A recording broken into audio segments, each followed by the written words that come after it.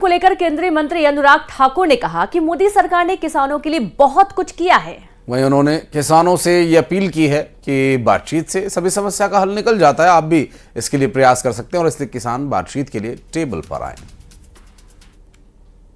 2 दौर की वार्ता हो चुकी है, लेकिन किसान जो हैं वो आंदोलन कर रहे हैं। कैसे देखते हैं इसे?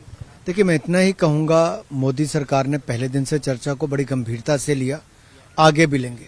हम लगातार चर्चा में बैठे रहे, कल भी देर रात तक हमारे केंद्रीय मंत्री बैठे रहे। जब किसान नेता उठ करके तब भी कहा कि भाई प्लीज बैठिए, बातचीत करेंगे, लेकिन वो फिर भी चले गए।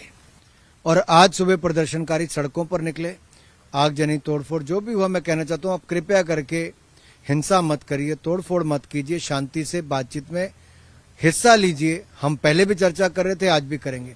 अब चर्चा बढ़ क्यों रही, आपने पूछा, तो मैं इतना ही कहूंगा, क्योंकि नए नए मुद्दे जुड़ते जा रहे हैं।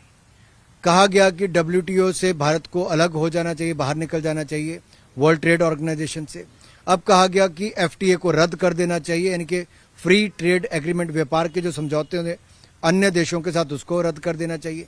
कहा गया कि स्मार्ट मीटर्स को खत्म कर देना चाहिए। कहा गया इलेक्ट्रिसिटी अमेंडमेंट बिल से हमें बाहर कर देना चाहिए। कहा गया कि पराली को जलाने को और कृषि क्षेत्र को जलवायु वाले मुद्दे से बाहर निकाल देना चाहिए। अब ये नए नए मुद्दे हैं और संवेदनशील भी हैं, इसलिए इन मुद्दों पर बाकी स्टेक होल्डर से बातचीत करनी बनती है। हमने यही काम सबसे चर्चा करके आपसे भी चर्चा करने के लिए तैयार है, लेकिन वो चर्चा से उठकर चले गए। मैं इतना ही कहूंगा, चर्चा जारी रखिए।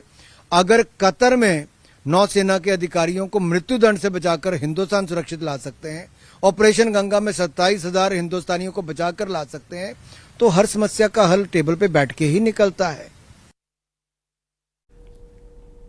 इंदौर के राधा स्वामी सत्संग परिसर में एक भीषण आग लगने का मामला सामने आया।